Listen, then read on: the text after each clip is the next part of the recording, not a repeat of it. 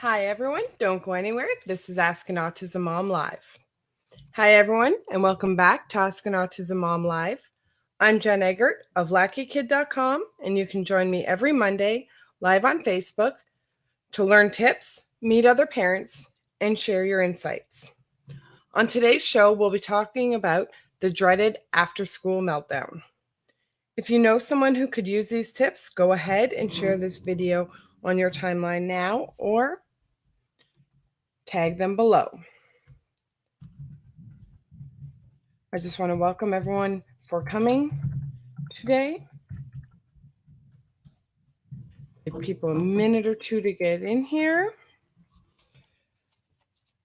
I want to welcome those of you watching live on Facebook or listening to the podcast on iTunes or YouTube. If you want to get alerts to join us live and ask questions live, you can visit LakiKid.com/live.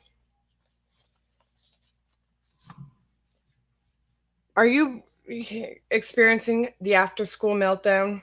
You know the one. The teacher tells you, your child's had a great day at school. And then you come home and everything goes wrong.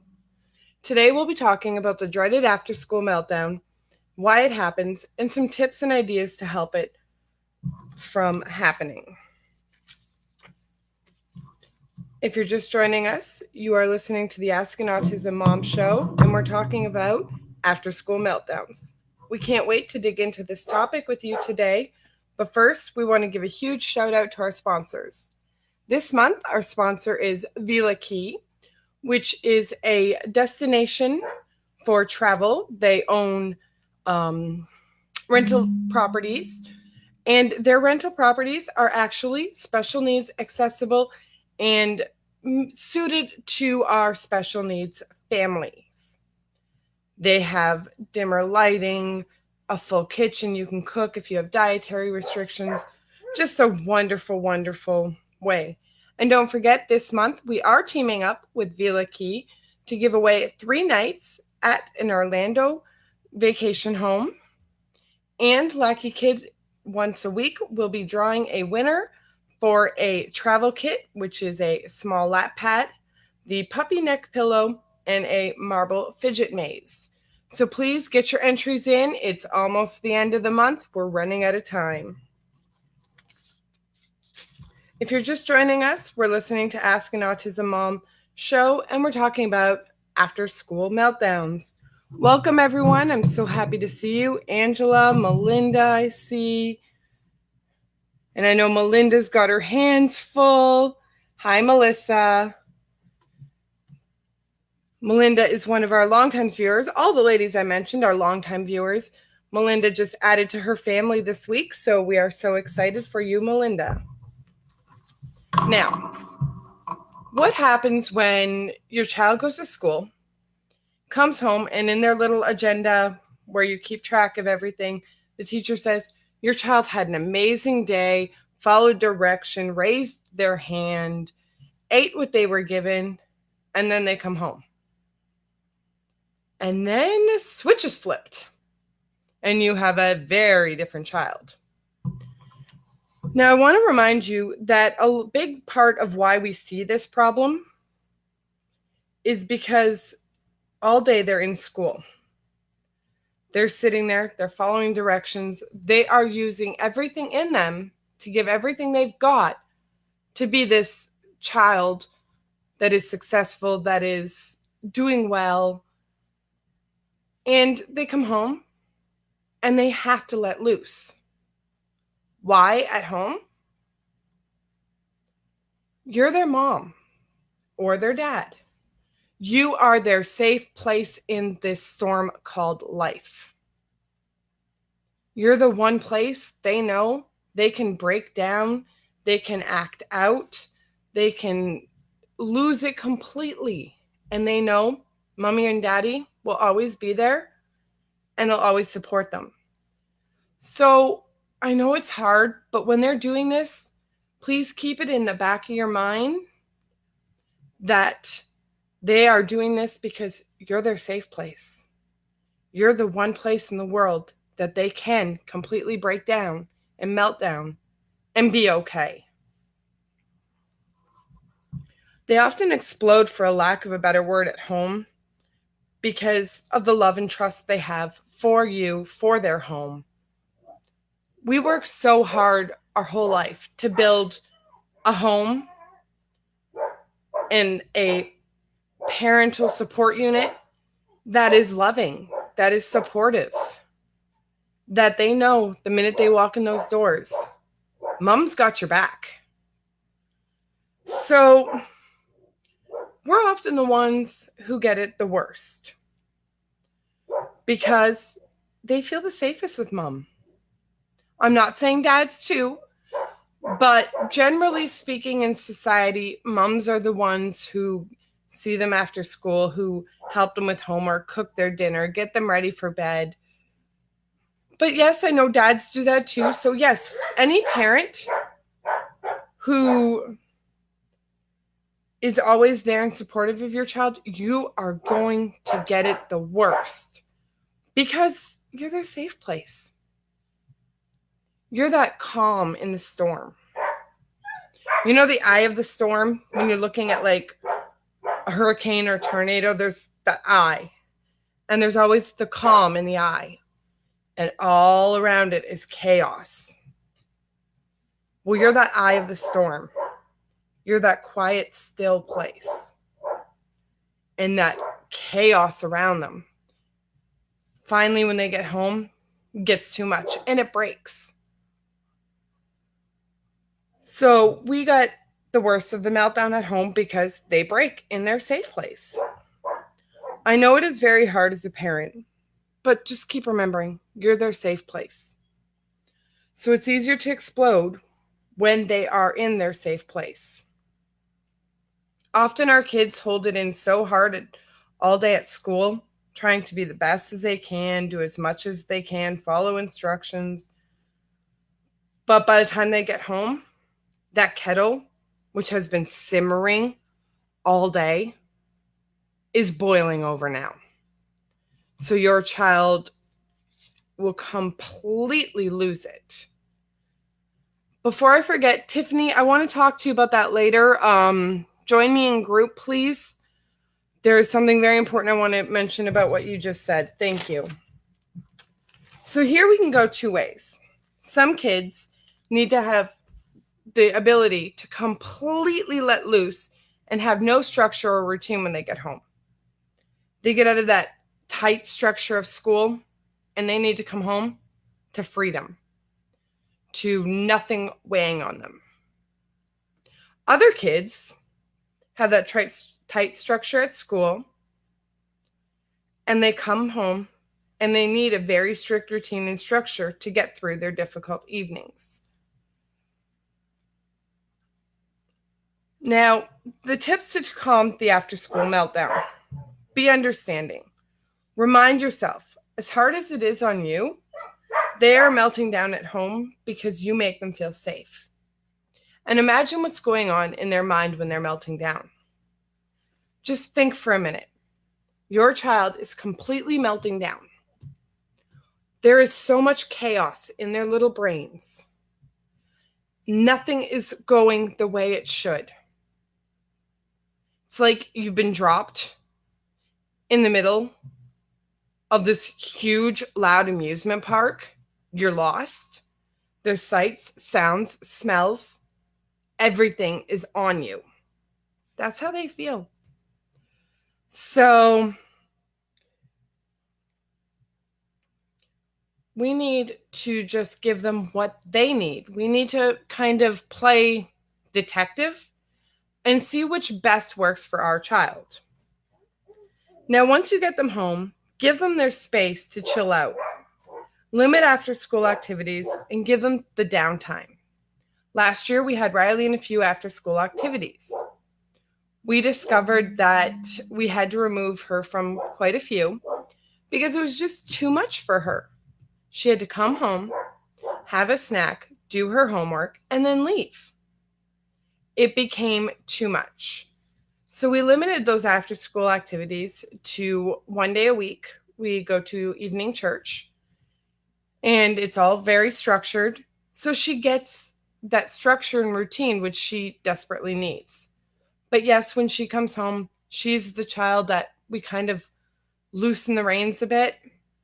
She knows she has to do her homework. She wants her snack. But other than that, we kind of just flow to see where she needs to go. Now, third, you need to let the teacher know what is happening at home. You want them to watch for subtle signs of anxiety and let you know. There may be a situation at school that's causing it to be even worse than usual. I know for us, we're having problems with bullies, and it's making the after school meltdown so much worse because she now has to process in her brain what's going on with these school bullies. So talk to the teacher, work with your teacher, ask them for signs of anxiety. Once I mentioned a bully, the teacher jumped on that, found who was bullying her, and is taking steps to kind of stop the bullying and bring Riley into a group where she is more monitored and she doesn't have certain people around. I agree, Angela, that is a great idea. Letting the child get off the bus, give them a hug, tell them you love them if you want, and then give them that time until they come to you ready to talk to you.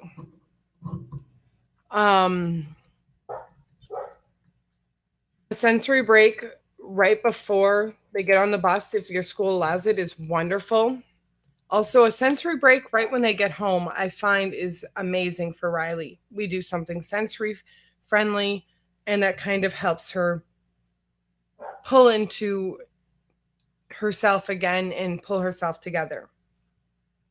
Have a visual communication system in the classroom. Allow your child to have a way to indicate how they are feeling and if they need a break. Riley is in a general education class this year, and all we do is simply raise her hand, and the teacher will come and she'll explain to the teacher what's going on, and the teacher will deal with it as that. Let your child know it's okay for them to need a break. It's okay for them to have to access certain things. It will be okay. Now, I want to get into some of the things that I see with making friends and bullying. Bullying is hard, especially when you're nonverbal. Riley is verbal, and she is able to explain it to me, so we're able to stop it. Now, if your child is nonverbal, you want to watch for those small signs. You want to watch for those triggers. You know, are they acting funny? Are they not eating at school?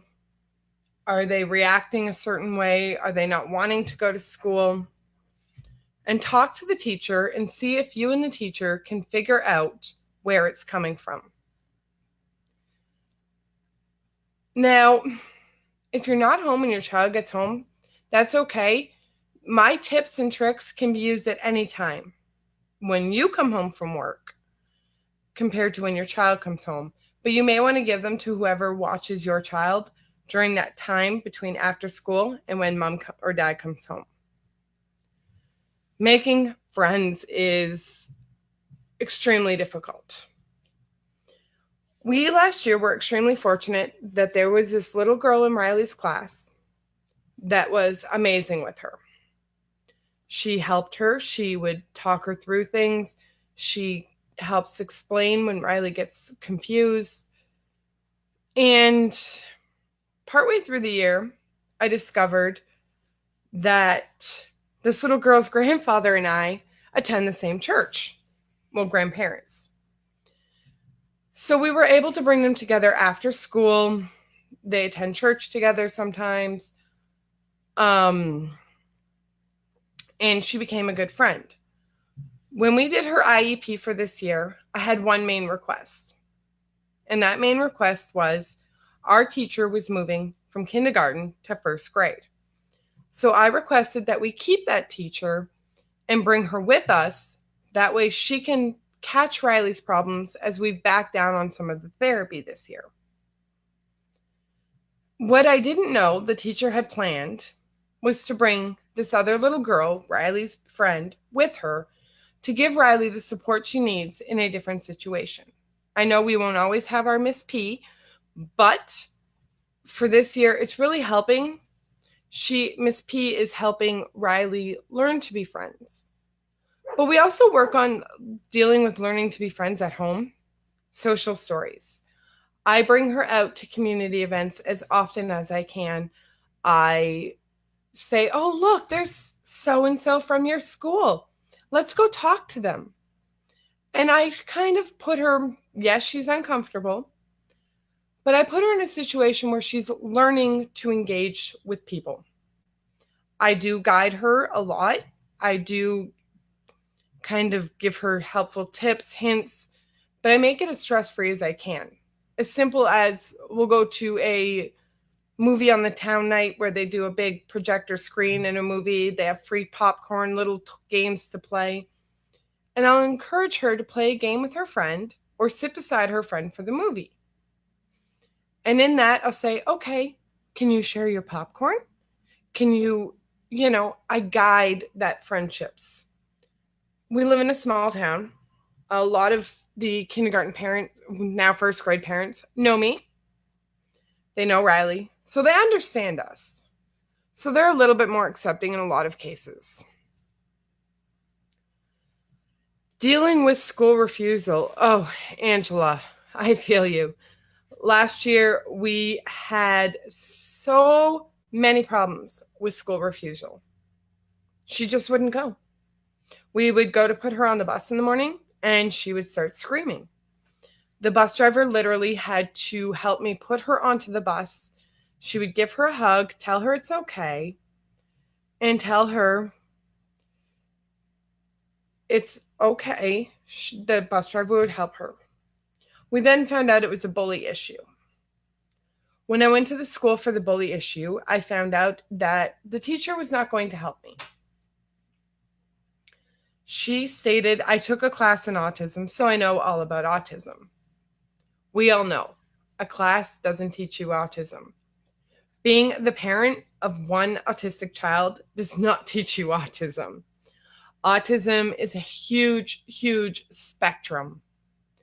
So we always need to be mindful of that. So I went to the principal and I made the principal watch her in class.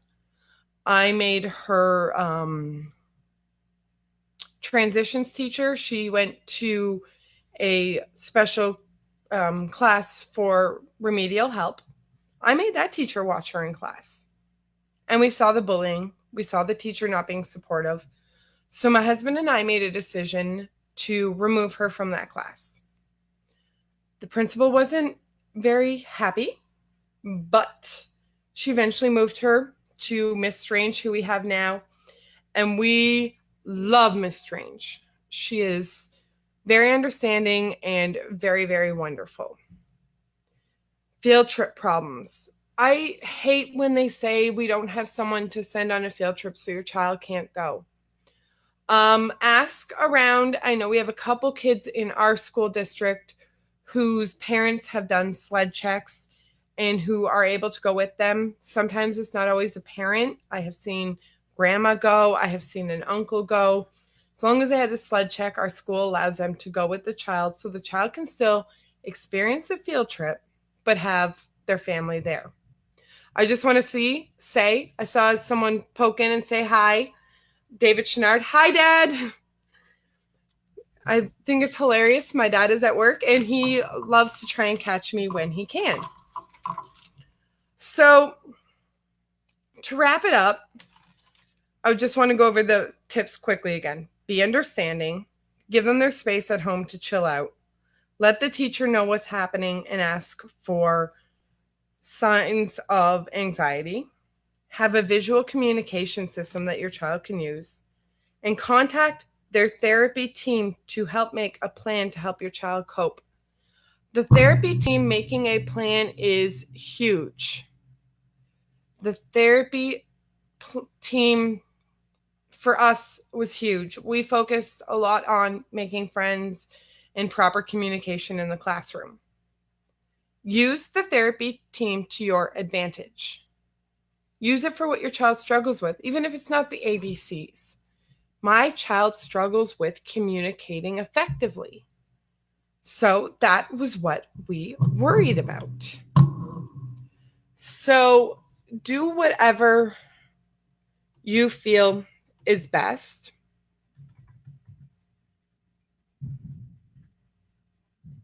Sorry, I'm just...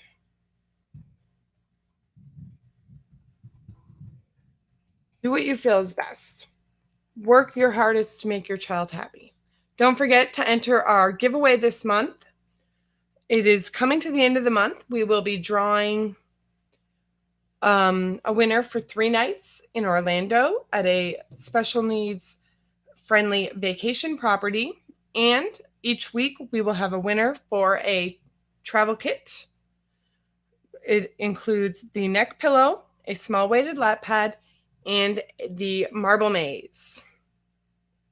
Melinda, I'm completely in agreement with you. I'm extremely transparent with everything with my child and her teacher. We talk a lot and we go over it a lot. Melissa, let's go into group with the homeschool. I have a friend that homeschools that I can tag in group. So post that up in group for me. And I will have my friend contact you through the group and give you some ideas. She is an amazing homeschool group or teacher, sorry. And her son is now a teenager and doing very well. Don't forget, if you are not part of our group, here is our group, LakiKid.com/group. We also have a blog that will be coming out today somewhere on the LakiKid page, so please check that out. It's got these tips. You can read through it and maybe get more ideas. Thanks for joining us today. I'm Jenn Eggert, and you can join me live every Monday at 1 p.m. Eastern for more parenting tips. Remember, you can always join our parent support group at LakiKid.com/group. I want to thank you all for coming. I want to say I appreciate each and every one of you. If you like the show, please like it, love us, show us some love. If you want to subscribe to our live notifications, please type the number 5 in the comments box now, and we will get you subscribed. But show us how much you appreciate us. Show Jason how much you appreciate all that he is doing with LakiKid for us and our special needs children. Again, I want to thank you all for coming. I love you all. Please, if you're not in my group, join me in group.